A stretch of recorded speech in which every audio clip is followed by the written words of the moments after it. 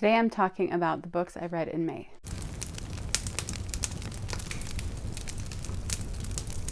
Welcome to Candlewick Library. I'm Cheryl. In the past, I've been doing videos where I share what my daughters are reading in homeschool for their required reading, and I had that separate from my own reading, but I decided to add those on to this video as well. So my youngest daughter, she is 14, and she had 3 books that she read in May for school. The first one was Hachiko Waits, this is by Leslie Newman, and tells the story of a dog in Japan that I guess is honored. There's a statue at a train station there. The owner of this dog died, and the dog would continue to go to the train station every day to wait for the owner. My daughter does love animals, and I tried to do quite a few books for the rest of the school year that have to do with animals. It is hard to find books that she loves. She's not much of a reader right now, and she did like it, she didn't love it. I also had her read The Incredible Journey. I loved this one as a child, and I loved the movie as well. And so I thought she would really like it, and she liked it by the end. She had a really hard time getting into it, but when she talked about it, she said that the author did a really good job of being able to tell the difference between the 2 dogs, and that wouldn't have been an easy thing to do in writing. I thought this was a true story for some reason, and so she was able to tell me that it wasn't. But I think that she did enjoy this once she got into it. And the last one that she read was this graphic novel, Tomo. I was an 8th grade ninja, and since she's in 8th grade and really likes manga and graphic novels, I thought she would really like this. She just kind of liked it. So basically all 3 books are pretty much what I expected from her. She liked them, but she didn't love them. My oldest daughter, she finished Writer to Writer from Gail Carson Levine. This is the book that talks about different kinds of writing from her experience, and it also has little writing prompts along the way, and so I used it as part of her creative writing. She actually didn't enjoy this as much as I thought she would. She said that sometimes that some of the tips went against things that she's heard from other writers that she liked better, and she found some of the prompts to be kind of tedious, but she did a really good job with it. I enjoyed all the things that she wrote because of the book. I enjoyed this book more than she did, for sure, and I think that a lot of other kids would enjoy it and would probably get a lot out of it. She read The Secret Garden, and this is one of the versions of the book that has the whole book in it, but it has anime style drawings within it. And she really enjoyed this book. I was surprised when I realized about a month ago that I had never assigned her The Secret Garden. Yeah, she did like it. And the last book she read for required reading. I mean, this is my daughter that reads constantly like I do. So these are only the books she had to read for school. The last one for May was The Giver by Lois Lowry, and I really thought she was going to absolutely love this book. It's such an easy, quick read. And I thought she would find the story really interesting, but she didn't. She didn't like the way it made her feel, and she just didn't really like the story that much. She read this really quickly over a weekend instead of taking the week that I had for her to read with the assigned reading, because she said she wanted to get it over with. So I don't know, maybe when she's older, maybe she'll revisit it, or maybe she'll find herself thinking about it. I don't know. And then for my reading, the first book I read in May was a book that I'm not sure if she would want me to say the title, so I'm not going to, but it was the most recent book that my oldest daughter has written. She's written quite a few books now. I really enjoyed it. It's fun to see how each book, her writing gets even better. There were quite a few scenes in the book where I was really drawn in. It was very compelling, and that was really fun to read. And there were a few quotes that I wrote down in my reading journal as well. One of them is, "A candle without a flame won't do anyone any good." I thought that was a really good quote, and it fit the scene that it was in. After that, I read 26 Below by Kimberly Woodhouse. I was really looking forward to this book after enjoying her other books, and this sounded like a really interesting premise. This tells the story of Darcy, who is the new director of emergency response in Fairbanks, Alaska. As she's trying to prepare for any possible disasters, she meets a man that is a cybersecurity officer. People start dying. There's all sorts of things going on. You flip back and forth sometimes in the chapters between the 2 of them, but also with the bad guys that are trying to create an emergency. It was an interesting book because there were parts I really liked, and overall I liked the book, but I did have a few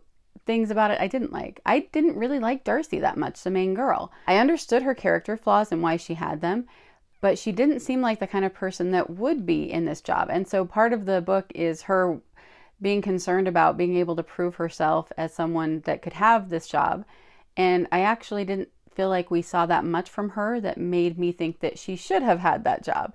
And her assistant, I actually liked better. I liked her personality better. I felt like she was doing more for the situation than Darcy maybe was. And then Jason, the cybersecurity guy, same thing with him. I felt like him and the assistant would have been a way better match and would have worked better in the book as a whole. So I don't know. I don't know if that was just me, but I had a hard time really rooting for her. And then when it got to the end, I felt like there were quite a few things that were wrapped up, but I didn't feel like they were fully wrapped up. I felt like there were some loose ends at the end. Maybe sequel books go back to those, but I don't think they do. I think that it was supposed to be wrapped up, and I just felt like there were a few things that weren't, or that weren't explained enough. I think I will eventually read the next in the series just to see how it goes, but I'm not in a hurry to do so. The next one I finished was The King's Fifth by Scott O'Dell. We've been reading this for a while in homeschool with our history, and I expected to really love this book as well. This tells the story of Esteban. He is in a group of conquistadors that go to South America, but he is a map maker that is along with the group. Without giving away the whole story, you know at the beginning that he ends up in prison in Spain. And so he's in prison for not giving the king his fifth of the gold that they find. And so then through the book, you're going back and forth between his time in the prison and his time on the expedition. And when he's with the conquistadors, it's told in past tense. And when he's in prison, it's told in present tense, which I don't enjoy reading. But I understood why he did the difference there. And I liked Esteban. And I liked the young girl that liked to help him with the maps that he met along the way. But I really didn't find it to be an enjoyable book. There were so many things that I just didn't enjoy reading. My daughters thought it was really boring, and there were some chapters where I thought it was really boring. And about halfway through the book, I actually considered putting it down and not reading anymore. After that, it did get a little bit better, but yeah, I don't know. It was surprising a little bit because I thought I was going to like it so much more. But yeah, it felt kind of mediocre to me. I think that we still got some things out of it, and I think that there's still some memorable moments for my daughters, but overall, not my favorite read aloud. Next, I read Dear Henry, Love Edith by Becca Kinzer. This was for the Revive Book Club. I was really concerned when I finished reading this that I would be the only one showing up to the discussion of it that didn't love it. But it turned out I was not alone, so that was good. I felt like this book started out a little bit slow, but I was still interested in it, and then I thought it got really, really good. So what happens in this book is Edith comes to this little town, and she comes to work in a nursery to help babies that are maybe dropped off or are in crisis of some kind. And she's supposed to be staying with one girl. I cannot remember her name right now, but she's supposed to be staying with her.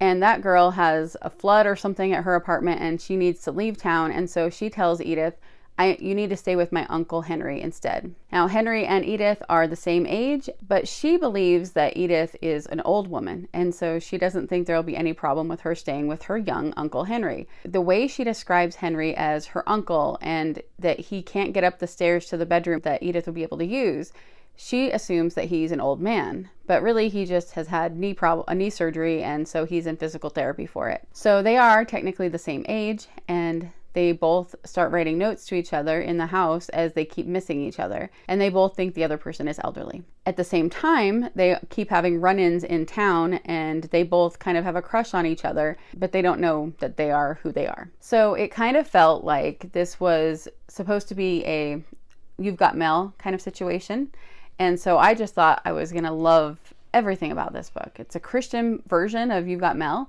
And then a lot of people in the discussion were saying that it gave them Gilmore Girls vibes because of the small town. I did not get that. And I actually didn't even realize that until people were saying that in the discussion. And then I kind of could look back and say, yeah, I guess I could see that a little bit. However, I feel like in Gilmore Girls, the small town has so much heart. Characters were really endearing to me, even the ones I didn't like as much. And I didn't feel that way in this town in particular. There were a couple of people that I liked, but there was one person that was always sticking people with EpiPens for no reason, and that really stressed me out. So I'm going to get a little spoilery here if you haven't read it yet, because I don't feel like I can. I feel like a lot of people really love this book, and I want to explain why I didn't. I didn't hate it. I think there are some good things about it. There were times that made me laugh, and there were things I liked about the characters. However, this had a couple of the tropes in it that I do not like. And it had multiple ones. So one is cheating. Henry has a girlfriend, and they're on a rocky relationship. They're not sure if they're going to stay together, but he doesn't break up with her before he gets together with Edith.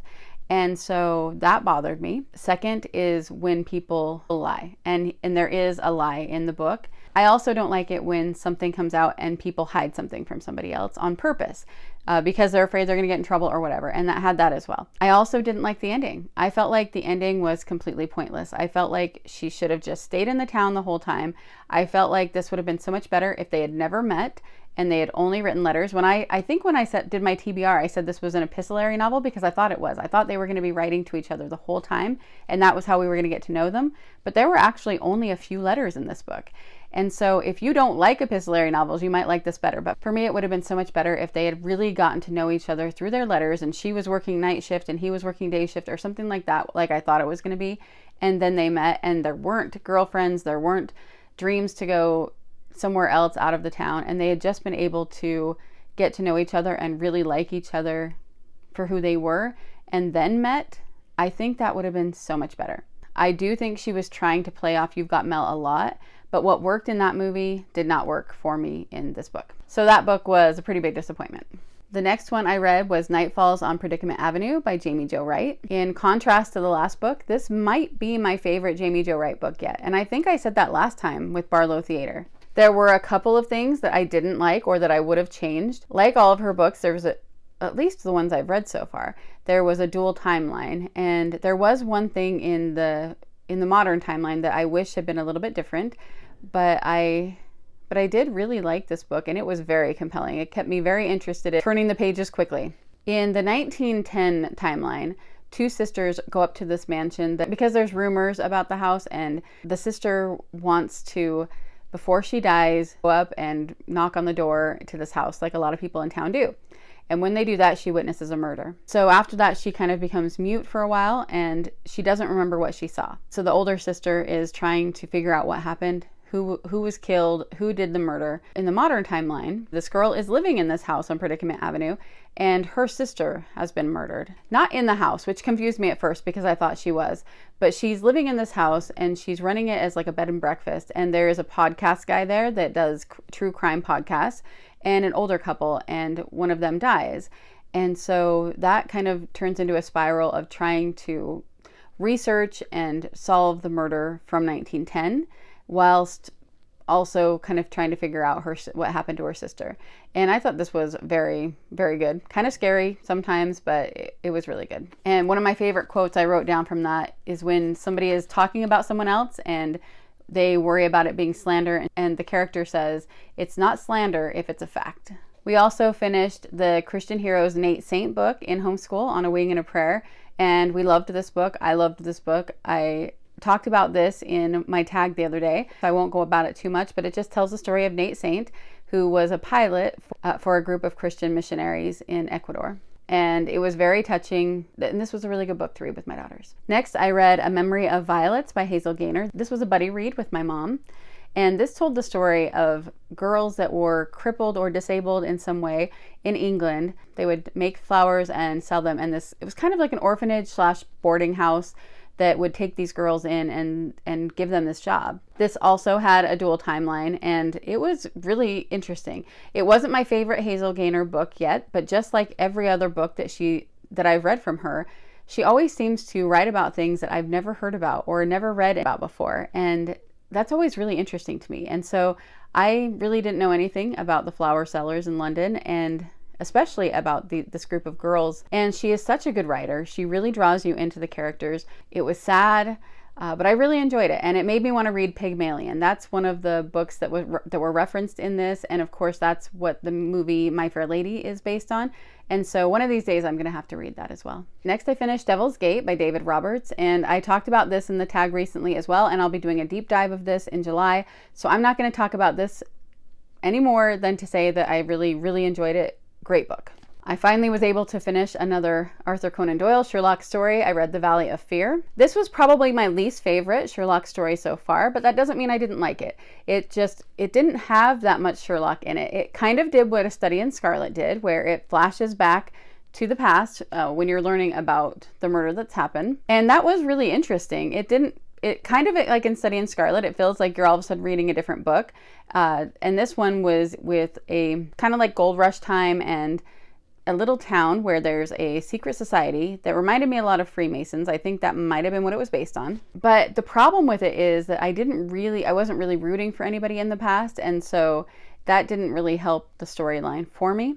But I did find it very interesting. And then the ending I thought was interesting as well. I didn't really expect it. I was questioning the whole time, knowing what happened in the future. When it went to the past, I was looking for the clues to lead me to the future and picked up on a few, but not all of them. The end actually did surprise me. So I did like it, and I do think there were a lot of really good things about it. It just wasn't my favorite so far. For the British literature course I'm doing, my next read was Gulliver's Travels. I've already read Gulliver's Travels, and I didn't really feel like reading it again, but I wanted to have a refresher of it before I did any of the work in my workbook. I decided to do the classic starts that I had bought for my daughters, and I did not enjoy this. I think it was good for a kid. I think that a kid getting the story for the first time, it actually is well done. I ended up kind of skimming through the last half of this and just not really counting it. Then I read The Boy on the Wooden Box by Leon Layson with my daughters again for homeschool, and this was my second time reading this book this year, and after reading it the first time, I knew I wanted to read it with my daughters. I talked about this in a tag recently too. Loved it. I love the story, and I love learning about what Oskar Schindler did, and I love getting stories from people from World War II. I love that there's so many stories to tell because so many people were affected, and it just feels like you're honoring people when you're remembering what they went through. As a family, we've been reading Found God's Will by John MacArthur. It's a very little, short book, but we've just been reading a little bit every Sunday, and we finished this in May, and we loved it. This was great because I read it before and I really liked it, but I decided to read it to Doug and the girls, and it really leads to a lot of good conversation. Even such a small little book, there were quite a few discussions Doug and I had just based on whatever we read that day in this book, even if it was only a couple of paragraphs. So I really enjoyed reading this again. And the last book I read was The Lady's Guide to Marvels and Misadventure by Angela Bell. And technically I finished this in June, but just right there at the first of it. And I decided to still count it for May because I didn't have as much time to read the last couple of days of May. And I only had a couple chapters left. So I hurried and finished those up at the beginning of June, and I'm counting it for May. So this I loved. I was actually surprised at how much I liked this book. I heard that it was kind of a retelling of The Nutcracker meets Around the World in 80 Days, but I don't think it actually is a retelling. I think it was just influenced by both of those. That was how it felt to me. It was a really fun story, good writing, and really great faith content as well. I read it a little bit slower than I normally do, I think, and I'm not sure if that's just because I had so many other things going on at the time that I was reading this, or if it was just a slower book, but I really enjoyed my experience reading it, and I did write down a few quotes from it. So here's one of them. I've discovered that oftentimes life's greatest joys are found on the other side of discomfort. We must fall before we can walk. We must look the fool before we can learn. We must labor before we can feast. We must travel the distance before we can see the destination. And I have a couple other ones written down that were really good, but I think they'll spoil the story more. But this did end up being my favorite book that I read in May. So as far as my challenges in my reading journal for May, for the Read Your Bookshelf challenge, for the mod side, The Road to Yesterday, favorite author, I counted Valley of Fear, the Sherlock book. And for the Doyle side, it was A Study in Scarlet, a new to you author, and I counted Dear Henry, Love Edith, since that was the first book I read from her. And then for my Sherlock, obviously, I did get to one more of those books in May. For Read Around the World-a-thon, May's prompt was set in a place you've lived, so I counted Devil's Gate since that took place partly in Utah. The buzzword-a-thon for May was every, so it could be everything, everywhere, something like that. And so I didn't have one. So I did not accomplish that in May. I also didn't read the book for Emma's book club because it was Pat of Silverbush, which I did want to get to and reread, but I just didn't end up getting to it. And then, like I said, Dear Henry, Love Edith was for the Revive book club. And A Memory of Violets was for my buddy read Inklings group with my mom. And with Gulliver's Travels, even though I didn't finish the whole thing, I still marked that off on my list for my literature course because, like I said, I have read it before, and that just gave me a refresher of the book. I felt like it was a good reading month. I wanted to kind of mood read, and so I did end up reading more than I thought I probably would, but not as much as I hoped to read. But I still really enjoyed the month. Most of the books were really good. I accomplished in May what I was hoping to accomplish. Let me know what your favorite book in May was.